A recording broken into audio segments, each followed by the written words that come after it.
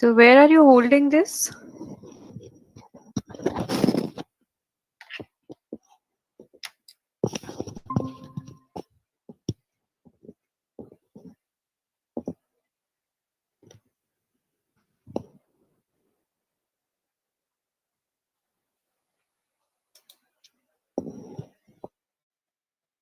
Okay, let me give me a cue when to start, okay?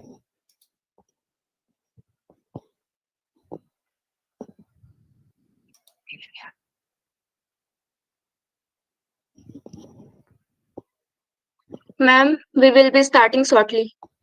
Okay.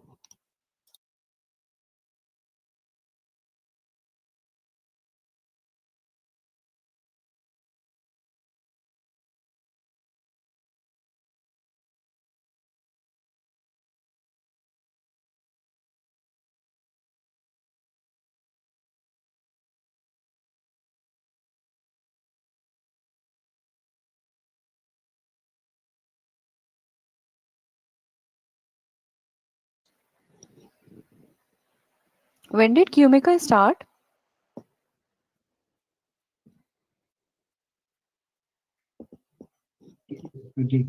Ma'am, 2018. 2018. Okay, so it's young only. Okay, so what are your objectives with this?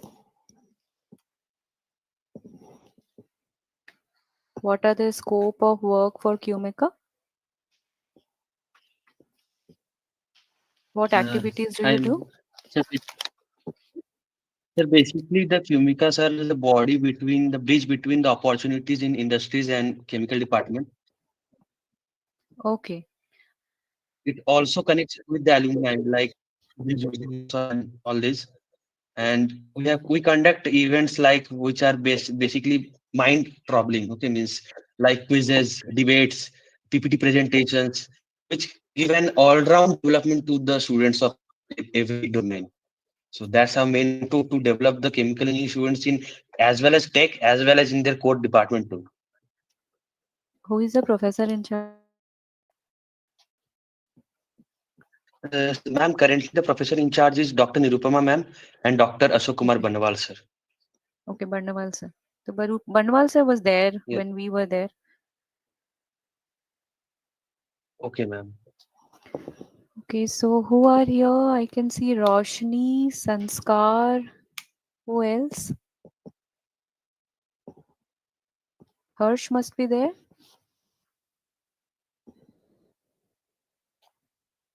Is there a lag in listening to my voice? No, ma'am, you are audible. Okay.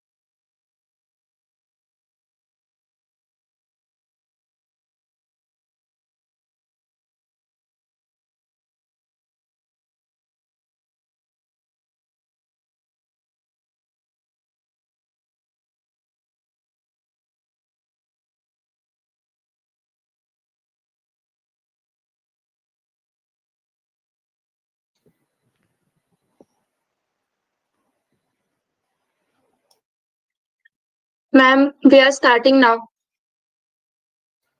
So should I start? Ma'am, we are introducing Ma'am, first ourselves. we will Then we will start. introduce. Okay. A very good evening to everyone.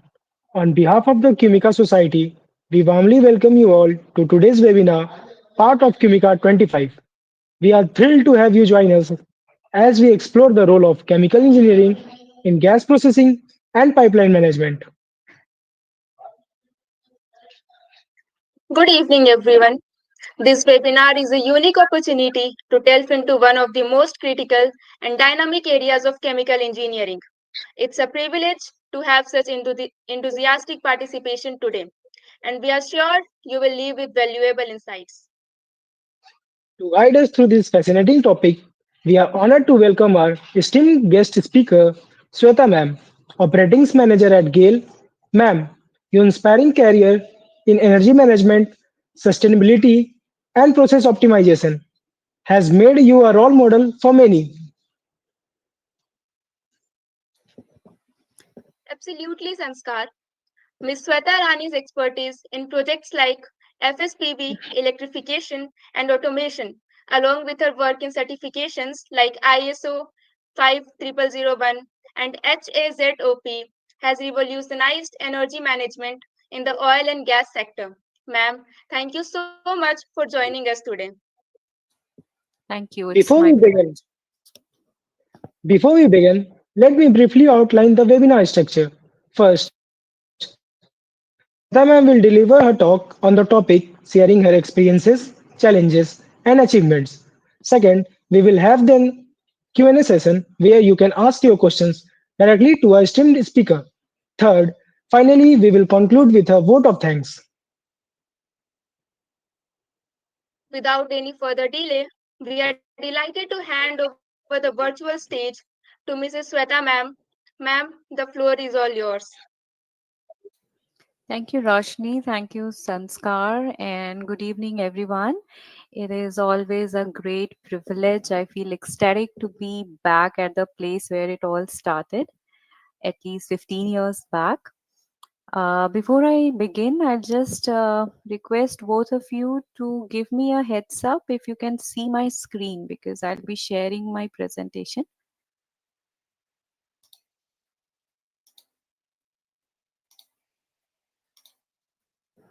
Is it visible?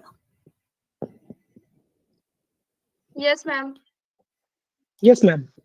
Presentation is visible? Yes, ma'am. Yes, ma'am, it is visible. Okay, thank you so much. May I know what is the audience size? How many people am I speaking to? Around 200, right? Ma'am, it would Ma'am, be around around 200. 200 right now.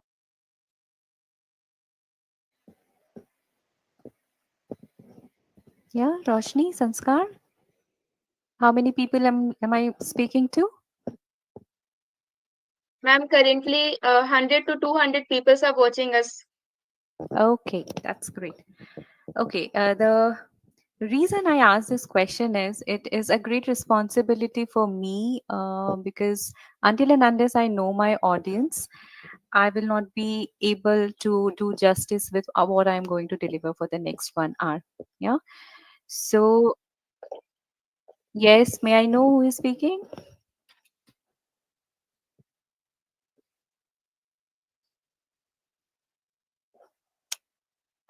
Yeah, I'm not presenting my PPT right now. I'm just trying to get acquainted with the audience a bit. Okay? Yeah. No problem at any point of time. If you are feeling any kind of interruption, let me know. Yeah. Okay. So I was approached by Quimica for delivering a session on role of chemical engineers in gas processing and pipeline management. Now the question is that this session is going to be very vast, and the content is too much for getting it condensed for 1 hour is too difficult for me. And in order to do justice with the kind of audience that I have today through this webinar, I have taken a liberty to tweak this title a little bit so that I can do justice with the content and to make my content more relevant to the audience. Today, we will be knowing and discussing and touching upon the points of role of chemical engineers in energy sector. Now when I say energy sector, it is no different from gas processing, pipeline management, it is no different from power engineering, it is no different from any manufacturing sector, because today the landscape of energy is such that each and every domain that we talk about in industry, in manufacturing, or in any area of economical function, energy has been integrated in each and every domain. So, if you have taken a decision, if you are in the chemical engineering discipline or in domain, and in the near future you want to continue in that domain, you need to understand this, that no matter where you are going to land down the line after 3 years, 4 years, 5 years, you are going to have a footprint that is going to impact the energy sector in one way or another. So, I would like to touch upon that, what the sector is, how we are going to contribute to this sector, what is the expectation of the sector from chemical engineers, and at any point of time, if you feel that the content or the topic or the context that I am discussing is not getting aligned with your expectation, please interrupt and ask questions. Okay, but I would be more convenient. It will be more convenient and comfortable if you ask questions at the end of the session. Keep jotting down the points and the queries that you want to ask, and we'll resolve all those in Q&A. Yeah. Roshni and Skar have introduced me already. I started my journey as a chemical engineering in 2005 when I entered BIT Sindri. I'm a 2009 graduate. Right from the college, I got a wonderful opportunity to work in India's leading natural gas player, GAIL India Limited. And I joined this company, this wonderful company that I'm still serving since last 15 years. Immediately coming out of college, there are so many noise in our head and so many expectation from the industrial sector, but not every expectation is met in the same way that is inside our mind. So industry teaches us a lot, and my job for next 1 hour is to teach a little bit out of it. In 2012, I decided to do MBA because while working in industry, we need to understand and have a holistic overview of the entire sector to which the industry belongs. So I did my MBA in oil and gas because I was quite fascinated towards the pattern, the emerging trends, the transitions of oil and gas sector. And later, I also got myself certified for energy management by Bureau of Energy Efficiency from Government of India. This certification empowered me and enabled me to take all the necessary steps within my professional capacity where I was working to undertake such energy management projects so that I can improve the efficiency of my system. I can look for more sustainable operations, and I can also align my industry with the global trends happening all around the world. Okay, so this was my journey right from college till date. And I would like to take all of you through the context and the topic and the issues that we are going to discuss in this session based on my experiences, right? So, in today's session, we'll try to see the context with which we would like to have this discussion. Why exactly we are discussing what we are going to discuss, right? Then we'll delve into the overview of energy sector. We'll give you an idea of how this energy sector works, the present of energy sector, what is the history behind this, and how that history is teaching us to take every step very mindfully while progressing towards a sustainable future. What is the direction of this transition? Everywhere we are listening about changes and transition and revolution and transformation in energy sector, where this energy sector is moving to, what is our role, where is our place. And because the topic that was given to me was about gas processing and pipeline management, we'll little bit touch upon gas industry and our role in gas industry, right? So we'll start with one why. This will set the context for the entire session. The first why is, why chemical engineering? So I suppose we have the audience joining from first year to third year here. So when I joined, the Yes, ma'am. same question. Yeah, thank you, Roshni. The same question came into my mind: why chemical engineering? Now, there is a huge gap when I compare myself with my audience of today. I joined college in 2005. Okay, so I belong to a generation called millennials, but I'm talking to Gen Z. Yeah. So whenever I take or say anything, I'm very mindful why I'm saying this, because the kind of access to the information and the kind of awareness you people have towards your future prospect when you take chemical engineering as a discipline is entirely different than what we had. We did not think much when we entered into chemical engineering. By the time we passed final year, we had one job in hand, and we knew what we have learned, but we were not quite sure where we are going to apply this knowledge to, until we landed into an industry that taught us everything, right? But today, the kind of abundance of information you have in public domain, through internet, through media, whatever it is huge. So we, as your seniors in this domain, have got a very good responsibility to make you aware that you should have not only more information but correct and relevant information regarding engineering, chemical engineering, and its scope. So I'm going to answer why chemical engineering in three prospects. Chemical engineering as a discipline has got a very unique trait. If you compare it with other disciplines, it has got a unique blend of chemistry, physics, biology, and engineering principles that gives it a very rare attribute, and it lays down a very fundamental basis to the individual who is undergoing chemical engineering that helps him or her in the industry in the long run.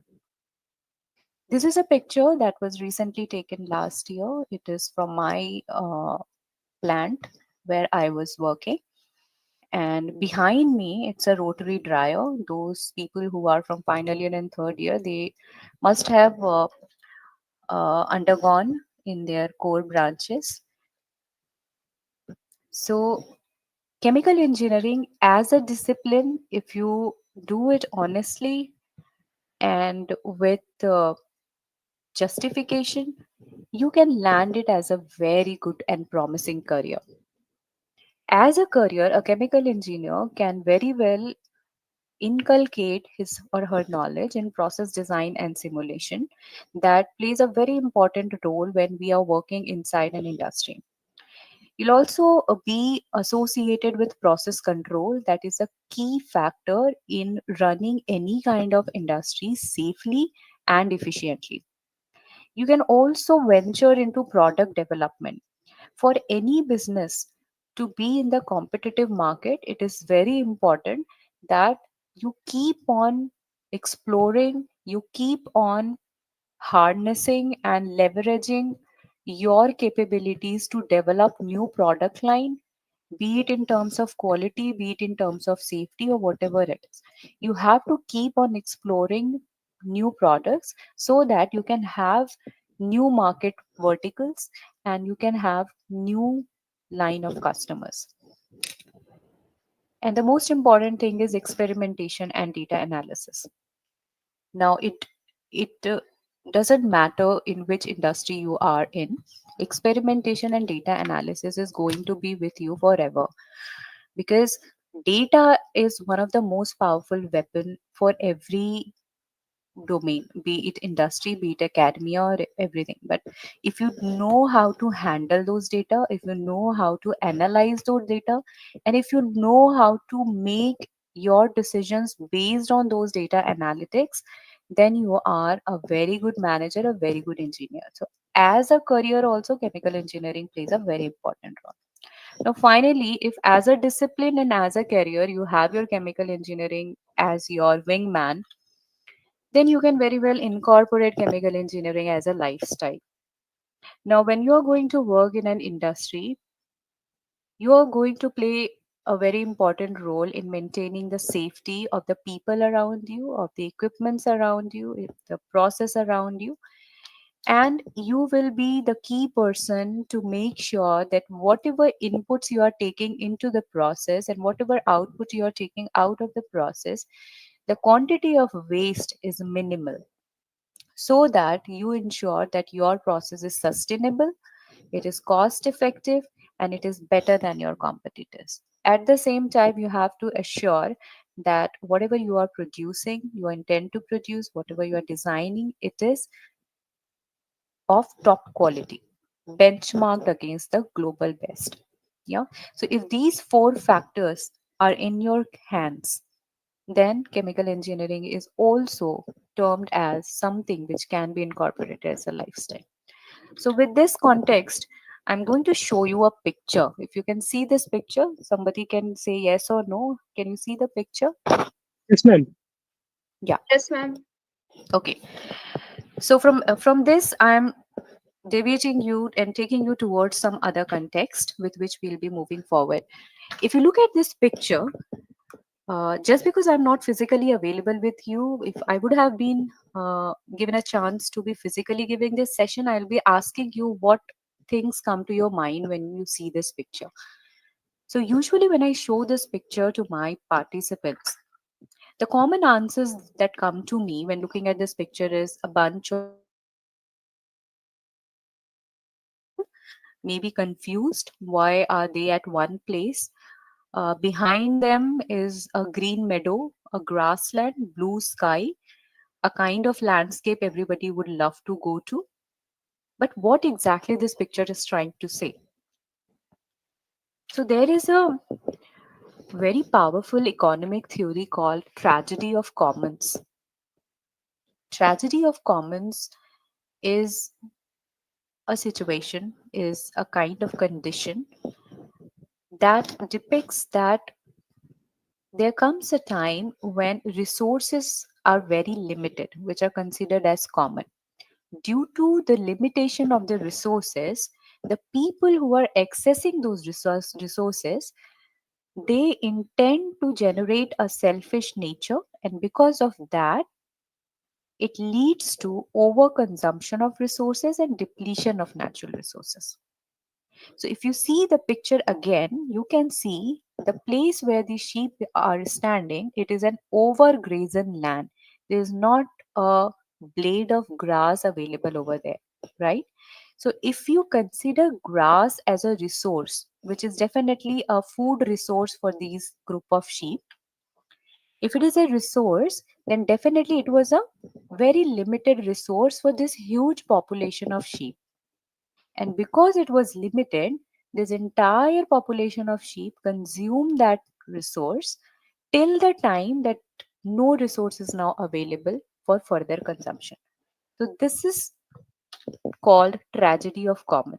It is a situation in which there is a limited access to a public, which can be termed as common, leading to depletion of the resource, which ultimately is a tragedy. Now, you must have got an idea why did I coin this expression while setting the context of the session. It is because when we talk about energy sector, we unfortunately are living in a generation where tragedy of commons is very common. Every resource, each and every resource we are consuming has got a limited access, and every resource that we are going to consume in coming future is going to bear a very huge price. Yeah, so keep this context in mind with which we'll be moving forward. Now again, I am pretty sure that you must have seen this picture. Anyone, yes or no? Yes, ma'am. Okay, Yes, ma'am. so thank you. So this picture is Kalki, which was based on 2898 year. This year is 2025. So this picture was, the script of this picture was made way ahead of our time. It is a futuristic picture, right? So all of this, what have been portrayed in this picture is a matter of a figment of imagination from Nagashwin, who's the director of this film. Now, as a chemical engineer, it is a kind of you can say a kind of itch for me that whatever creative expression is in front of me, I try to derive energy aspect in it. I try to derive chemical engineering aspect of it because that's how industry people think. So if you think about this picture, on one side there is Amitabh who played the role of Bhishma Pitama. Am I right? Bhishma Pitama was it? No, it was not Bhishma Pitama. It was Ashwathama. Yeah. So Ashwathama was somebody from ancient times. So if you recall ancient times, we did not have that much population and we had ample amount of energy to invest. Yeah. So he was given a boon that he will not die ever. So he was our past who never forgets anything. He was too sure of his power until he met a future who was born in an era when no resource was available. Everybody was fighting over water, over energy, over each and every resource, right? And in between this past and future, where are we standing? We are standing as a present. I'll try to take you through and give you a glimpse of the present. Where are we? Another context, Earth Overshoot Day. It's a term that you all need to remember from now on and you need to keep in mind. Earth Overshoot Day, to explain this, let me tell you that every planet has got a capacity to regenerate its resources. Okay, it's its biocapacity. A natural biocapacity of Earth is fixed based on the natural resources that are available and based on the consumption of those natural resources. Now, if you consume more, a time will come when the earth capacity to regenerate its natural resource will exhaust. The day it happens, it is called overshoot day. Understood? Clear? Okay. So on 25th December 1971, it was declared that Earth has reached its overshoot day. That means we consumed entire one Earth. Hypothetically, based on the energy consumption of the entire human civilization in any form, we consumed one whole Earth. And on 2nd August 2023, we came to that point where hypothetically our energy consumption was equivalent to 1.75 Earth, which is practically not possible. So since 1971, we have been in the red area where we have not been able to go beyond or below 1 Earth of natural resource consumption. So this is the kind of present we are living with. And the reason why I'm telling you this is being a chemical engineer, someone who is going to step into energy sector, you should have a great responsibility on your shoulders to understand what role you are going to play to reverse this cycle. So presently this entire global geopolitics is revolving around energy trilemma. Energy trilemma is threefold. There are three issues that we're dealing with. One is energy security. Poorest countries have least energy access, and richest countries have maximum energy access. At the same time, they are the maximum contributors of the emissions in the world. At present, CO2 emission in the environment is at its highest in last 2 million years. Yeah. But if you talk about environment, that is one part. For any economy to prosper or to make a GDP healthy, energy security plays a very important role. For a country like India, which is not much rich in its natural resource, there needs to be very strong policies which is in place to secure energy and to maintain the supply and demand gap. But at the same time, to secure this energy, what we need to ensure that that energy that we are dependent upon is also affordable. We should have that much money, that much finances to afford that energy. Now, if these two things are taken care of, third thing that comes to picture is energy sustainability.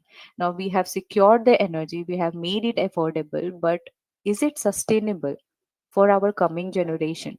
Is our coming generation also going to have access in the same way that we are going to have?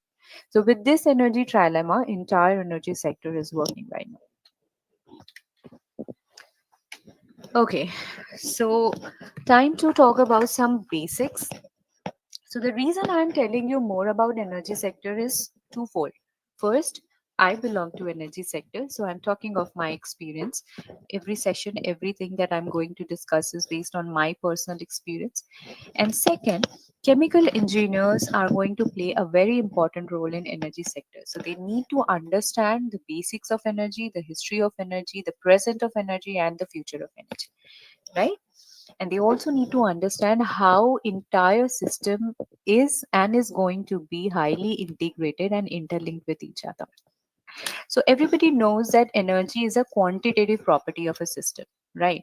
To define it in a better way, there are several types of energy like thermal, chemical, mechanical. Thermal energy is what? It's the content of it's the energy. The thermal energy is the content of temperature that is contained by the object which is in picture. Chemical energy is the content or the quantitative content of the bonds that are the bonds of the molecules that we are dealing with in that chemical. Mechanical energy is the quantitative property due to the position or the motion of the object. Electrical energy is because of the electrons, the quantitative content of the electrons in a system. So, like that, energy is a quantitative property of a system.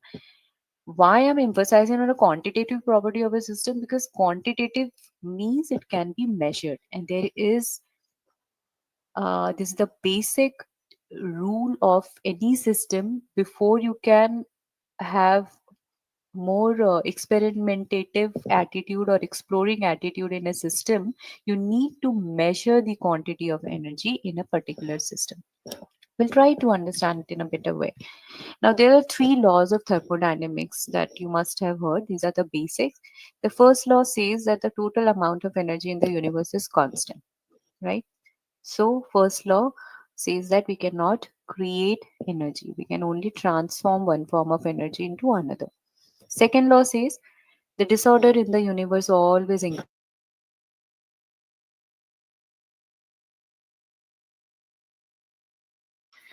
Okay. And third law says that we cannot go beyond minus 273 degrees Celsius. Now, again, as a chemical engineer, you'll always have to look beyond what it is written. What is the meaning behind, or what is the depth of these thermodynamics? How can you apply these laws into the actual systems? As a chemical engineer, I see limitations that is being given as a challenge to an engineer in all these three laws. First law challenges us that you cannot create energy. So we have to look for energy security. The second law challenges us that whenever you are going to convert one energy form to another, there is going to be losses. So this pushes us to make more efficient systems. Third law challenges us that you cannot go beyond minus 273 degrees Celsius. So, whatever system you are going to make, it has to keep in mind all these aspects. So, whenever challenges come, engineers work better. Yeah. And that has been proven time and again the way we have come from where we started. Now, if many of you must have an idea of how the efficiency of an engine that is there in our car is measured, right? Just giving you a very basic idea of what happens. A car is run by either petrol, diesel, there can be gas, and now electricity. Hypothetically, let us suppose this is a car which runs on petrol or gasoline, right?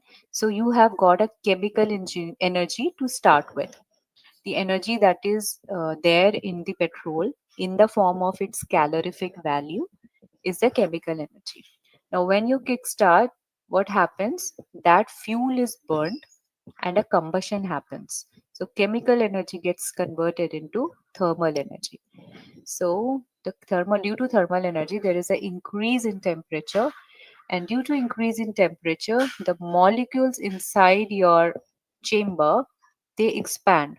Because of that expansion, the mechanical parts are hit, they are moved, and thermal energy is converted into mechanical energy. Now, here three transfers, three conversions are happening: chemical to thermal, thermal to mechanical.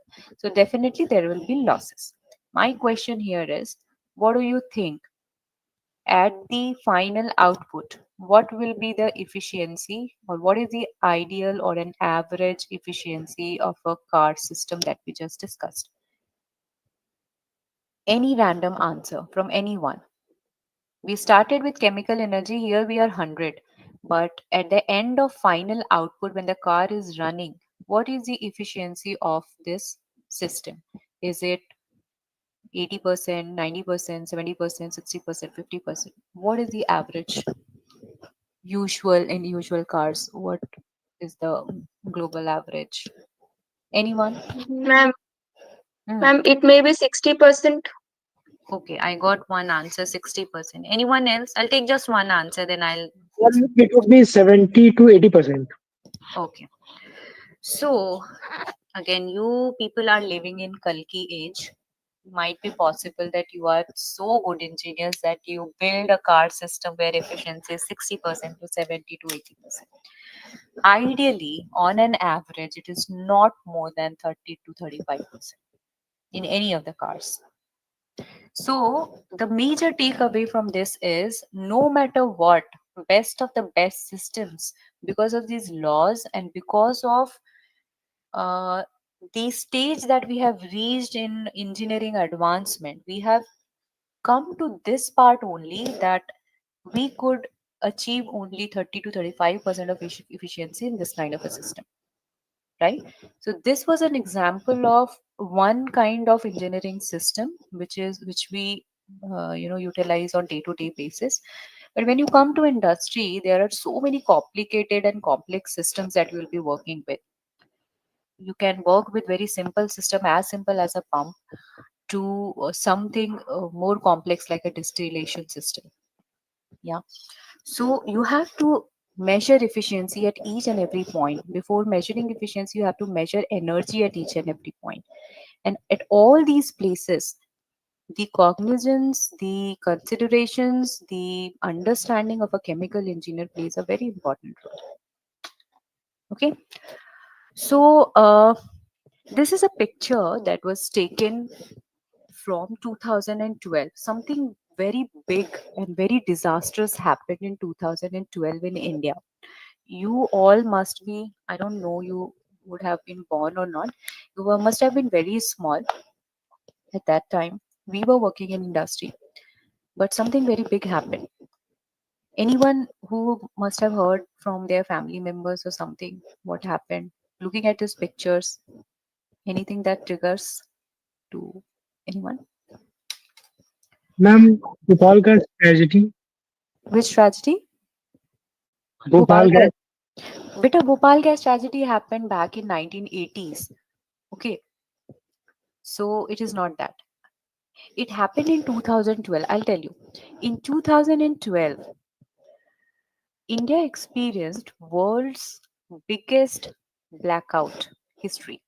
Blackout means if you have an idea of the power distribution in India, there are several grids which operate in India.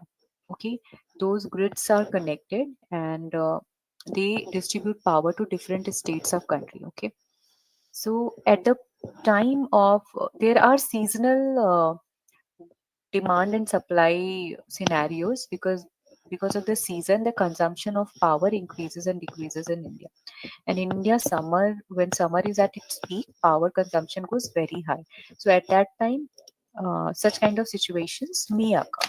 But in 2012, what happened?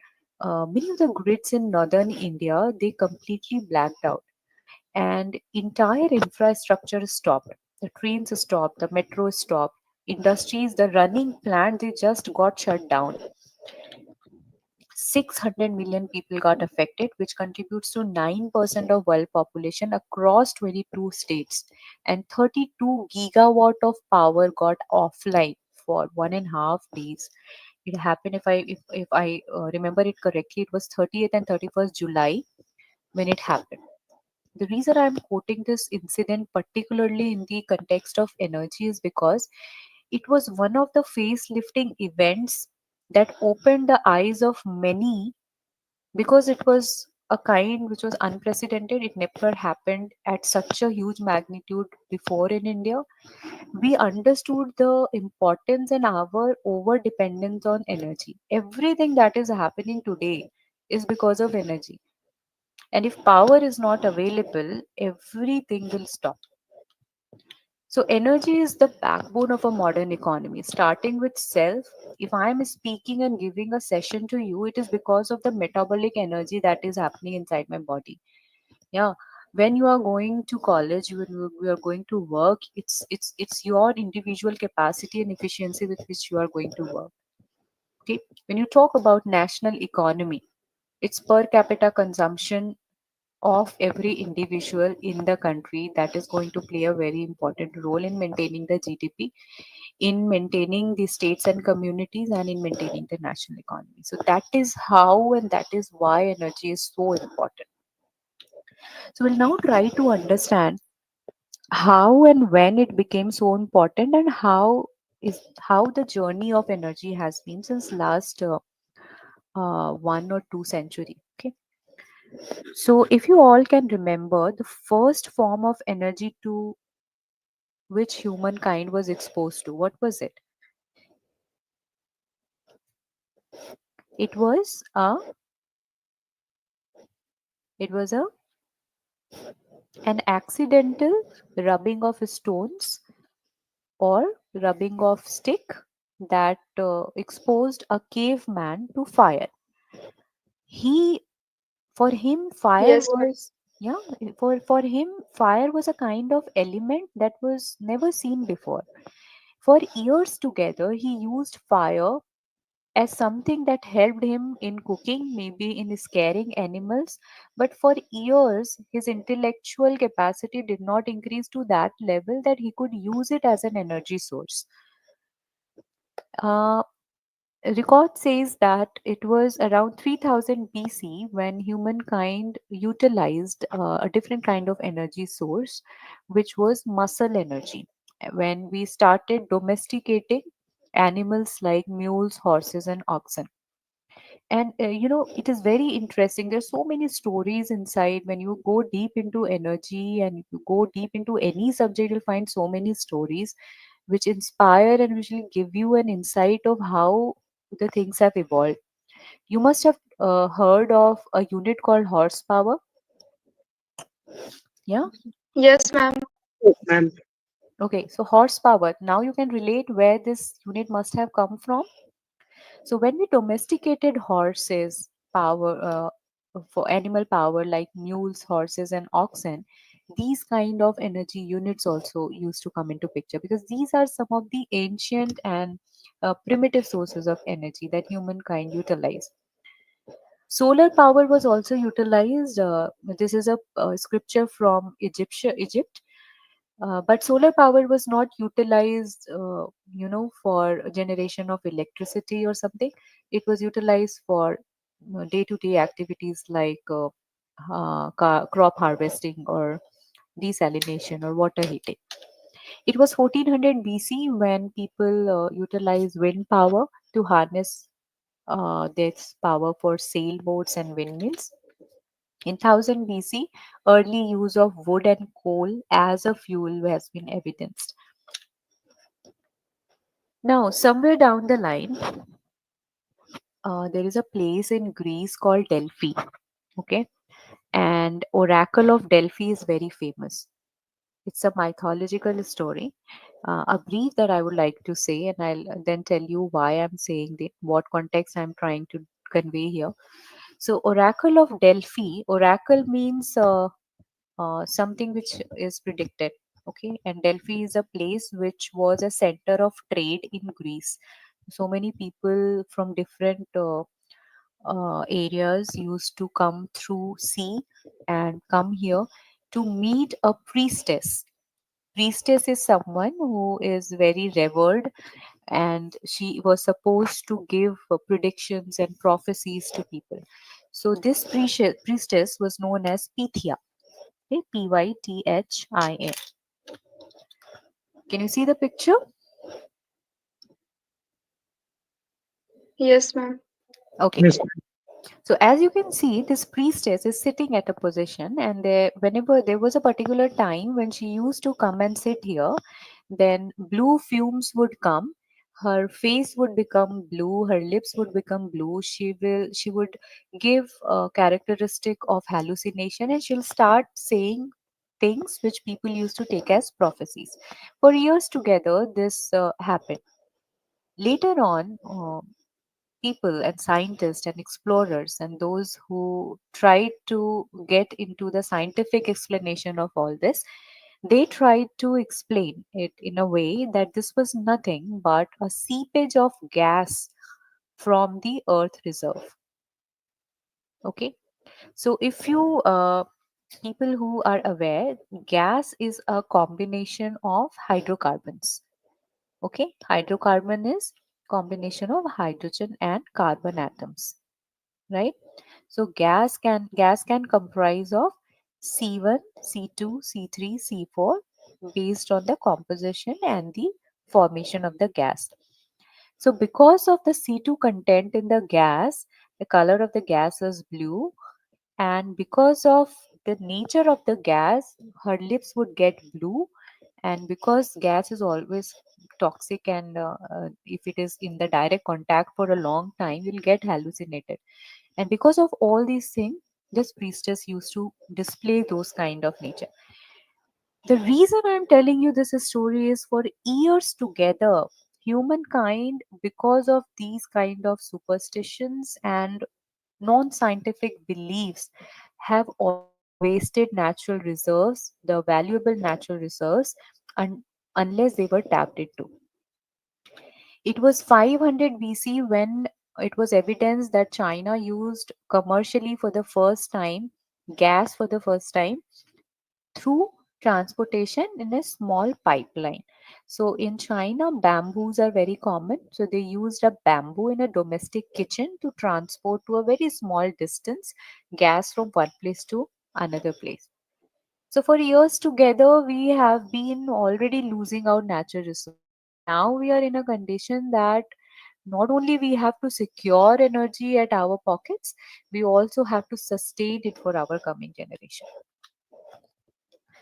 Another area where I would like to just brush upon this, in 1800s there was a business of whaling in mostly focused in America. It was one of the most voracious industry on which world's economy was built in 1800 and 1900. To the matter of fact, in the mid of 1800, there were around 900 fleet of ships uh, that was totally dedicated to this business of whaling, and out of this around 700 belonged to America. Massachusetts, today we know about Massachusetts. Massachusetts was the capital city for whaling business, and it was the fifth most profitable business in the world at that time. So why was whaling happening at that time? At that time, were people started to uh, get into lighting of cities. So oil lamps were too common to light the cities. So where that oil will come from? What was that oil? That oil came from these whales. So these whales were hunted down. There are two body parts of whales that were important. One was baleen and one was blubber. Blubber is a skin. Under the skin, there is a layer of fat which was scraped off, it was burnt, and oil was taken out. And baleen is the bone of whale, which was used for making umbrella like structure for the dresses of those times. What I'm trying to make a point here is that if we feel ourselves to be quite privileged to be having uninterrupted supply of energy, Please keep this in mind that this abundant energy source has got a very long and bloodied history. People have been fighting, people have been doing these things, people have been into so many different kinds of energy businesses to come to this point where world is somewhat stable in terms of energy. And at every point of time chemical engineering played a role. Until mid 19th century, coal after wood remained as a predominant fuel to the industries. It was 1859 when first well was dug in Pennsylvania by Edwin L. Drake. After 30 years, in 1889, first oil well in India was dug by Assam Railway and Trading Company, Digboy, Assam. Now, in 1955, you can see the years that have passed by from one milestone to another milestone. So, whenever we are talking about any kind of transition, be it energy transition, be it a transition at your personal level, be it a transition in your professional level, the process is very slow. From 1859, somewhere in the west, after 30 years, first well was dug at India. And after almost how many years? 60, 70 years, a delegation went somewhere overseas to form ONGD, that we today known as ONGC, a dedicated company whose role was to explore the reserves of oil in India. And after so many years, 1956 में ONGC was formed. ONGC is into the exploration of oil business. Now, if you know, oil and gas are formed beneath the earth after millions of years of uh, fermentation process of carbonaceous substances like plants and organic matter. Now, the associated gas is always at the top of oil. So, whenever explorers used to dig that oil, because of the gas pressure that was up above the oil, the digging was difficult. So, again, for years together, this gas was considered only as a hurdle in the process of exploration of oil. So, this gas used to be taken out, it used to be burned out, and the oil, which was considered to be more valuable at that time, which was sustaining the economy of the nation, was taken out. So it was very late to realize the real value that natural gas had. And if you see India, which we'll be seeing in the coming slides, we still have a very large scope of expanding our natural gas business, because we still haven't reached the saturation, because we start not only because we started late, but because gas is still a enabler in the energy transition process. And now, once we are into natural gas era, the century is to be called as an era of natural gas. We are also looking towards the alternate sources of energy so that the carbon footprint of natural gas can be minimized and the other conventional sources which we are dependent upon. So there are two types of energy sources. One is primary energy source, which is extracted from natural reserves. It can be coal, it can be oil, it can be gas. Yeah. And it can also be renewable sources of energy like solar, wind, hydro, geothermal, or tidal. These are primary energy sources because we are primarily taking it out from our mother nature. Another type of energy source is secondary energy source. Secondary energy sources are those sources which are derived from primary energy sources, which are steam and electricity. Not every point at every segment that is being displayed on this slide, there is one chemical engineer sitting over there. More than one, but I'm just saying at least one chemical engineer is sitting there. Whether it is coal industry, whether it is oil industry, whether it is gas industry, whether it is petrochemical industry, whether it is power industry, anywhere and everywhere, a chemical engineer is there. This is the global energy mix, just to give you an idea how much energy we are consuming. So world is consuming 620 exajoules of energy. Exajoule, anyone? What is this unit?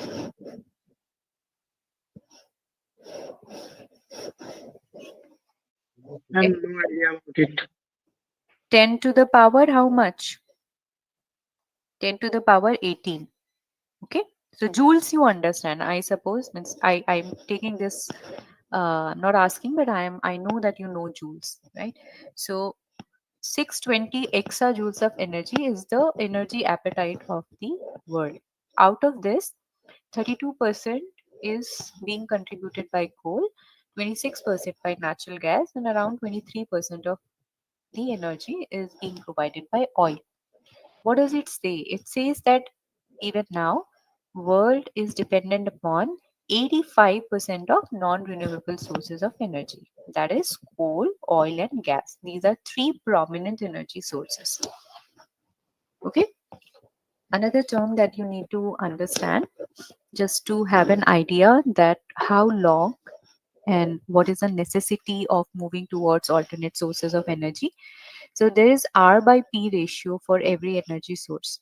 R by P ratio is reserve to production ratio. Your reserve is fixed. Okay. Mother Nature has done quite injustice because she has not distributed energy resource equally among all, because maybe she was not knowing that planet will be divided into borders, but every border has got a fixed reserve. So based on the reserve that you have and based on the production that you are doing from that reserve, there is a ratio that is calculated. So if it is saying 50 against natural gas, that means 50 is the R by P ratio of fossils.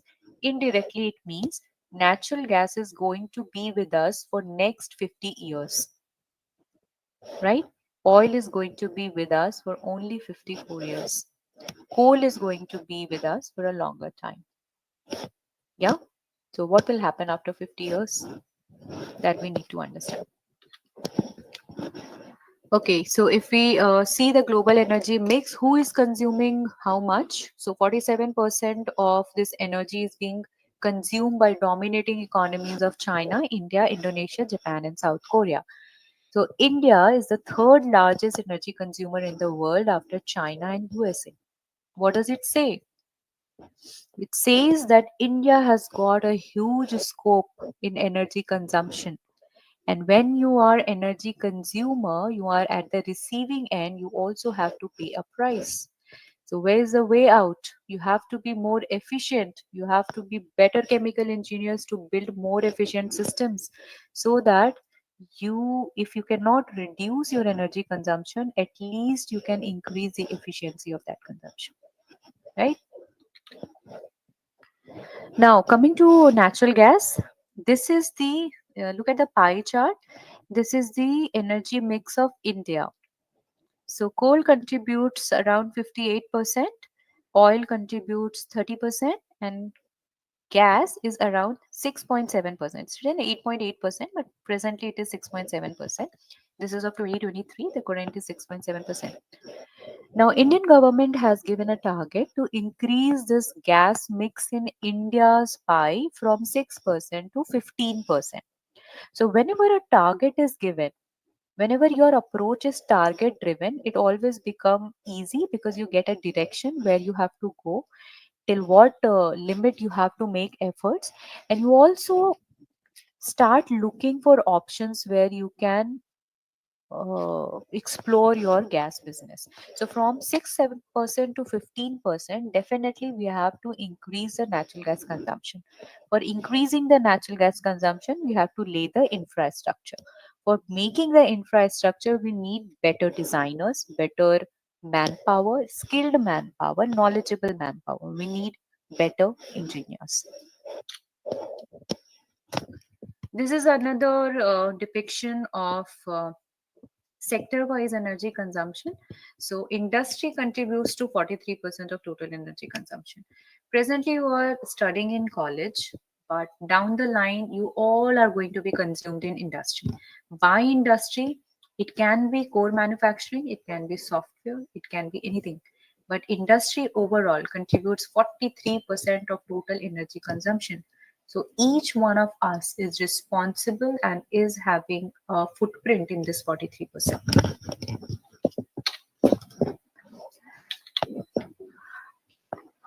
You all are aware that the temperature of the earth is rising. The global warming effect is evident by the instances of climate change, and there are global efforts at national level to reduce it to a certain level. So, to limit global warming to 1.5 degrees Celsius, which is a temperature that has been derived, the basis of this is it is considered that if the Earth's temperature does not rise or may rise beyond 1.5 degrees Celsius, then all those ecosystems that are responsible for a stable climatic condition of Earth are going to go haywire, and the life system will not be sustainable. That is why this 1.5 degrees Celsius mandate has been given at global level. So, to achieve this target, every nation has set their climate targets. India also has got a climate target. What is this target? It is in the terms of India's Panchamrit, which was given by our Honorable Prime Minister Narendra Modi. So, India has got a net zero target of 2070. What is this net zero?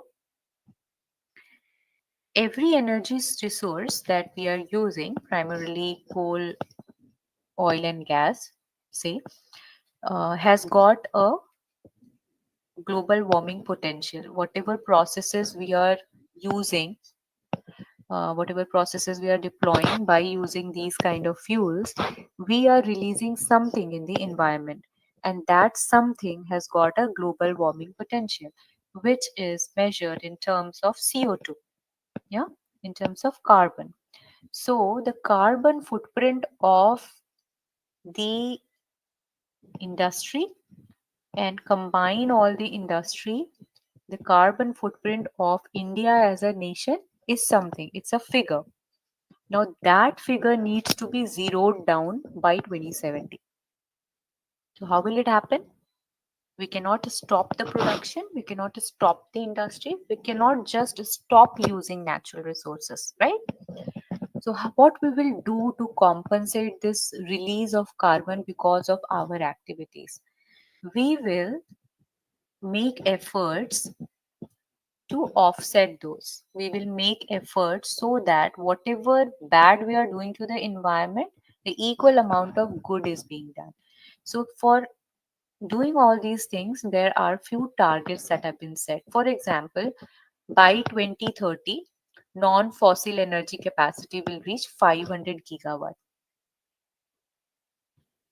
The very simple explanation of this is today the power which is being generated in India, it might be generated by using coal. There might be coal power stations, there might be oil power stations, there might be gas power stations.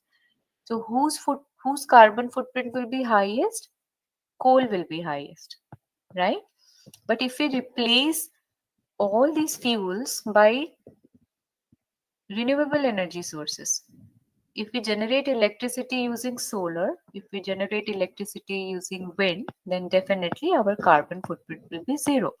So that is the target, that by 2030, 500 gigawatt of the electricity shall be generated by not using the conventional sources of energy.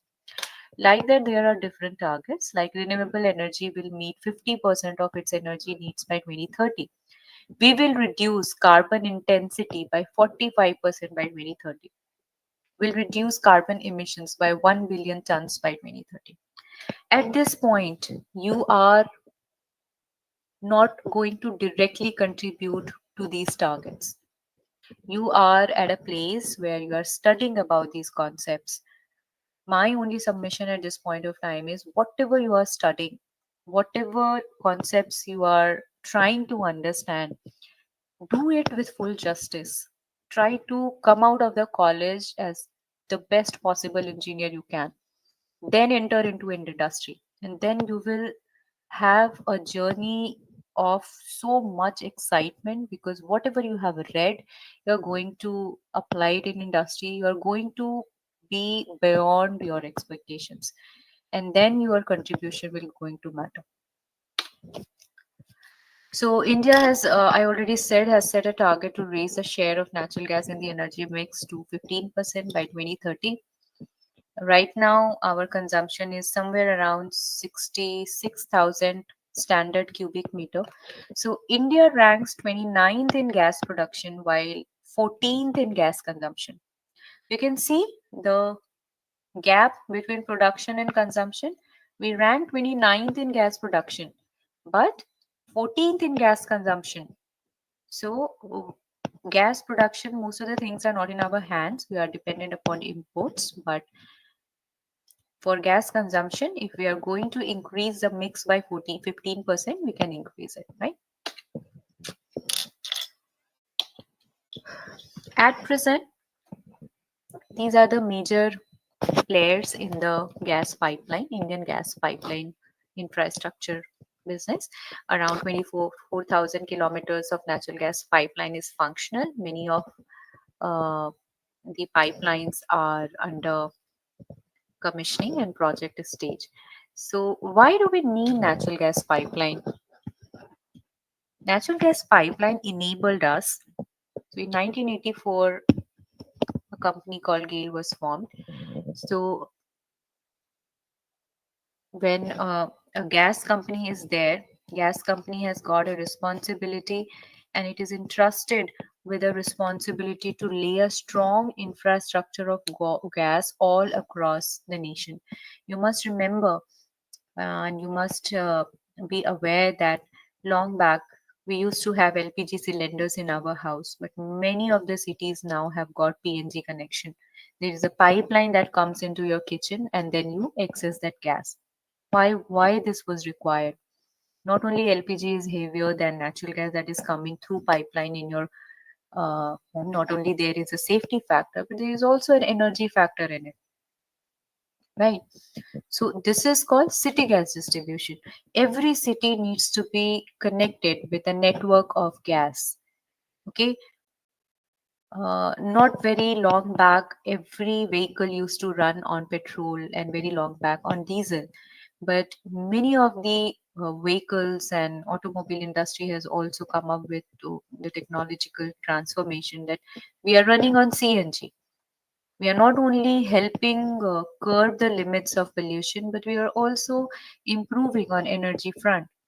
So this CNG, that is compressed natural gas, which is a gas cylinder that is behind the car, you must have seen. So that also comes under city gas distribution, right? Then how we are going towards a gas-based economy, how we are going to increase the percentage of 6% of natural gas to 15%. So these are some of the things that India is working upon. We are further expanding our natural gas grid pipeline. Those areas, those states, those districts which are still not covered and untouched, we are extending the pipeline to that area. We are intending to cover each and every city under city gas distribution, whether it is domestic, which is the pipeline that is coming to your kitchen, or commercial, which is the vehicle that is running on roads. We're setting up liquefied natural gas terminals. Now, what is liquefied natural gas terminal? So, as you know, that gas reserves, India is not that rich. So, we are largely dependent upon import of gas. How do we import gas? We import gas from other countries which are rich in natural gas reserves, rich in natural gas production, and the mode of transportation is through ships. So you must have seen pictures where long and large ships are there and spherical vessels are on that ship. Those are LNG ships. The natural gas is liquefied. But when we liquefied any gas, then what we are doing is we are pressurizing it, and in a very small volume, a small space, large volume of gas can be stored, right? So because we have to import this gas from miles and miles of distance, this liquefied natural gas is taken from the source, it is brought down to the destination, it is regasified and put into the domestic gas pipeline. So we need to have more and more LNG terminals to support this kind of a system. Then allocation of domestic gas to compressed natural gas, which is transport, and pipe natural gas, which is domestic. And we need to explore options for achieving net zero targets. That throughout the session I have been telling that we have to explore and do always better than what we know to give back to the society, to give back to the coming generation. Yeah. So, few of the thoughts with which I would end up this session, I would love you to have these things in mind after you leave this session. This is a report from a kind of global risk mapping that was done. These are some of the risks that were identified and their impact on the overall sustainability and overall threat to the world was measured. What were those risks? One risk was looming debt crisis. Debt crises were identified as a threat of the world for the next 2 years because there is so much economic disbalance between nations. Then COVID-19, there is always a health risk of pandemic. Then climate action failure. Whatever action we are taking, what if they fail? What if whatever apprehensions we have about energy sector, it is wrong and we are moving at all in a wrong direction? Then digital inequality is also one of the threats in the world because there are huge amount of people who are still offline. They doesn't know what is happening in the world, and there are too many people who are knowing there is too much happening in the world without knowing what is actually happening in the world, right? And then there is growing rivalries, geo-economic confrontation beyond borders. Now, if these risks were mapped and they were scored in every report, extreme weather, climatic action failure, in short term, medium term, and long term, the risk emerging out of climate action failure and extreme weather are the most critical threat to the world, contributing to more than 35 to 40% of the risk mapping. So this is where we need to focus as an engineer, as a chemical engineer, or whatever engineer you are going to be. So because of this, there have been significant climate anomalies and events. This has been taken from January 2024. In Europe, 15th January was recorded warmest. Asia, 4th warmest January on record. In Oceania, 7th warmest January on record. Australia, maximum temperature higher than 50 degrees Celsius. Argentina, intense heat wave brought extremely warm temperature during the month. North America, coldest January since 2009.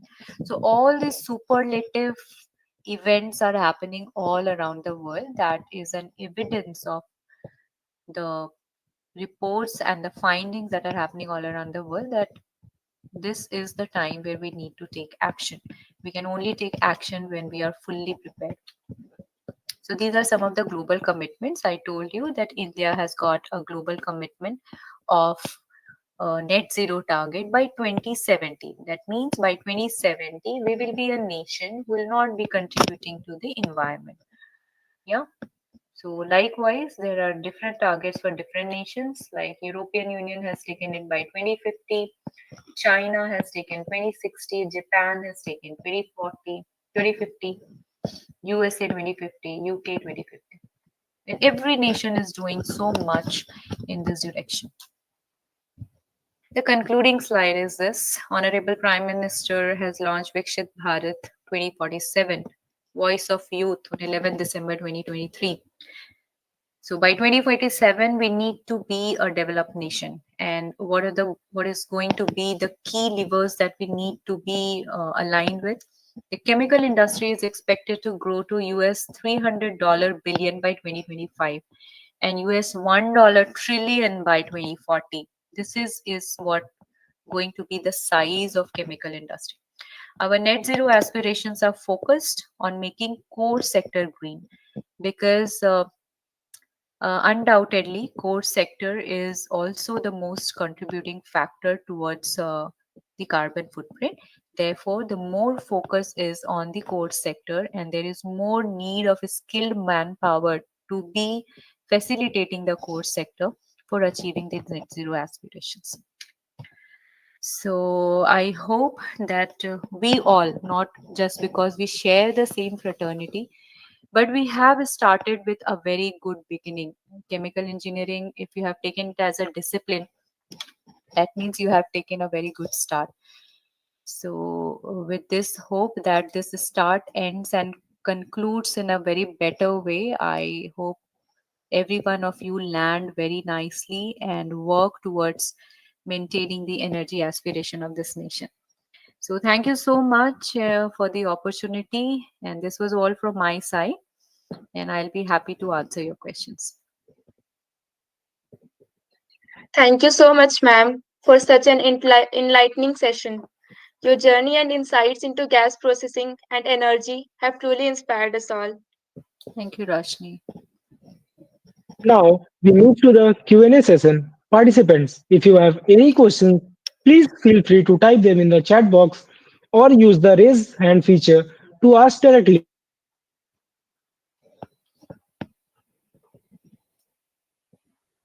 Ma'am, we have a lot of viewers watching this webinar on YouTube, Okay. and there are a lot of queries from them. Okay. I would like to address their questions to you. Okay. Aman is asking, how can chemical engineering principles be applied to optimize gas flow and minimize energy consumption in pipelines? Okay. To optimize gas flow. Okay. So, see, whenever a pipeline is designed, there are several simulations that are being done. Okay. So, in chemical engineering, you must be in third year or final year, you must be associated with simulation studies.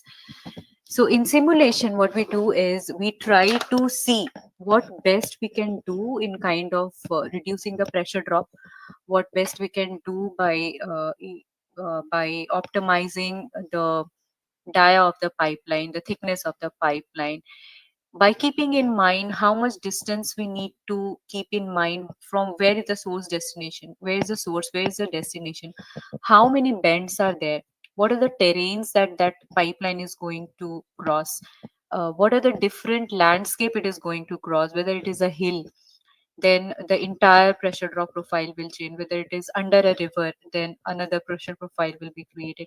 Keeping all these in mind, rigorous simulation studies are done from designer point of view, and then a pipeline is designed. Once a pipeline is designed, the gas flow is expected to be in an optimized manner the way the studies have been made. But it often happens that simulation studies outputs are different, but when we come on the practical ground, the outputs are not aligned, right? Then we have got so many flexibility in hand from operational point of view that we keep a design margin. We keep things, if something goes not as expected, we keep those design margin in hand so that corrective actions can be taken, and then we can tweak things depending upon case to case basis and optimize the flow. Yeah. Ma'am, we have another question from Karan. He is asking that how can chemical engineers contribute to the development of new energy technologies and fuels? I would ask to I have to ask Karan, why do you think they cannot? Because the entire basics of energy and new energies is chemical engineering. But at the same time, chemical engineers never work alone. We cannot run a plan without a team of a mechanical engineer, a instrumentation engineer, a safety engineer, a production engineer, a civil engineer. So there is a team of all. Okay, so I would like to answer Karan's question in this way, that if we're talking about new energies, there is a transition that is happening. The new word that is coming very prominently is hydrogen. Yeah, so hydrogen economy is expected to come in next few years in a very bigger way. Right now, everything is in research and nascent stage, but hydrogen is going to play a very important role. So wherever there is a chemical, wherever there is a solution based approach, wherever there is something where we are going to look forward to, there is a chemical engineer. So I hope I answered Karan's question. Ma'am, we have one question from Khushi. He asks, what role does GAIL see itself playing in the development of digital energy technologies and platforms? Okay, so see, there are some procedural requirements because of which I cannot talk in detail about the initiatives that GAIL has been doing, because this is a public domain. But as an industry, which most of the industries are doing, there are two or three things that on digital front we do very well. Talking about industry, suppose there is a processing plant. I'm just to give you an idea which you can relate very well. Suppose there is a small pump system or a distillation tower, suppose, okay, the most relatable equipment for you all. So distillation column is there. Distillation column is running 24/7. There is a panel engineer who is working on the parameters, looking where the parameters should be. If the parameters are going here and there, then he adjusts the things on field, and then the profile is maintained. The profile, hydraulic profile of the tower is maintained.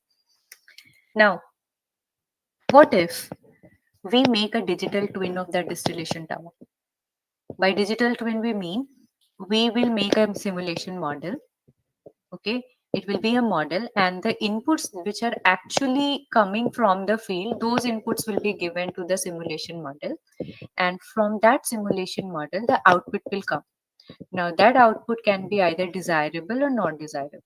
You can do experiments on that simulation model, but you cannot do similar experiments on real time basis on the panel. So, that kind of digital interventions we keep on doing to optimize our process, creating models and all. Yep. So that is one kind of, yes. Ma'am, we have next question from Sambhav. He is asking that what are the main risks associated with gas pipelines and how are they managed? Okay. So, not specific to gas pipeline. Any gas system has got many kind of risks. Gas is very light. Okay, it has always a tendency to get leaked out.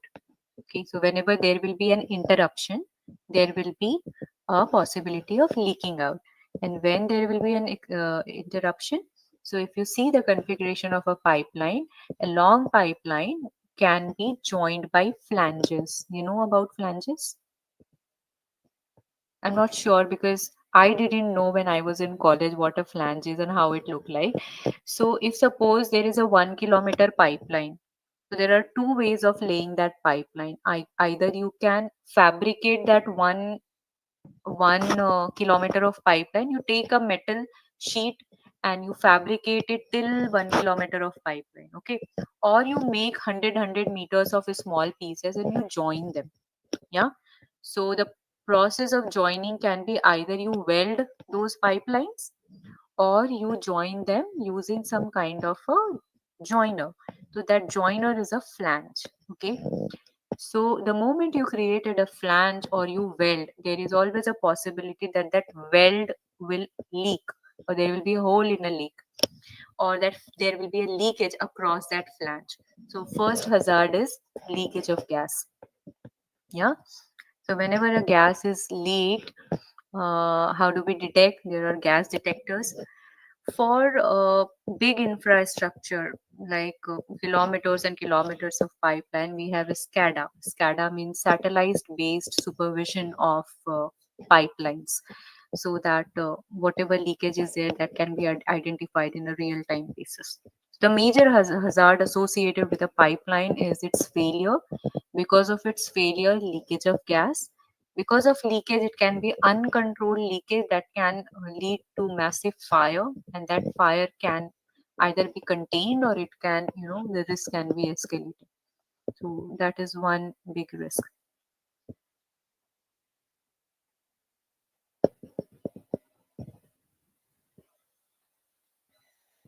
For containing that risk, there are so many things. Means all the safety practices, there is regular maintenance because of which we do not allow that situation to happen. Beforehand, proactive measures are taken not to have that leakage happen. Yeah. Ma'am, we have one more question from Aryan. He is asking how can chemical engineers contribute to the development of new energy technologies and fuels? I think this was only Karan's question. So, new development of energy, there are so many areas where energy sources are developing or the technologies are developing. One I told hydrogen. There is another area where entire methanol economy is being thought of. That methanol is a chemical from which so many derivatives can be made in chemical industry, and it can be a transformative chemical for energy landscape. So methanol economy is one area. Then so many CO2 that we are releasing. How do we utilize that CO2 and convert it into value added products? So that is another segment where you can be very helpful as a chemical engineer. Then we have uh, not exactly solar power. Solar power sector is mostly dominated by electrical engineers, but yeah, in these areas you can definitely help. There are so many specialty chemicals that are coming up. You know, the conventional petrochemicals are already there, but there are specialty chemicals that are coming up. In that area you can help.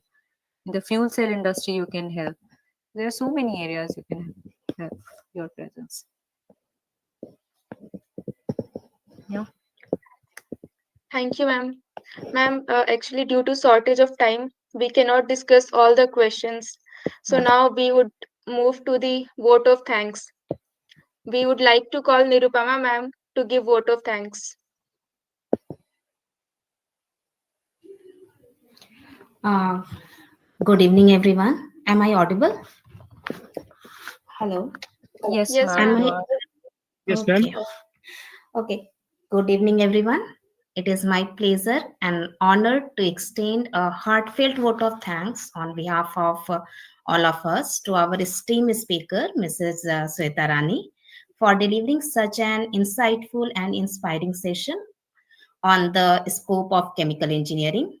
Your talk has truly enlightened us on the vast opportunity in this particular field.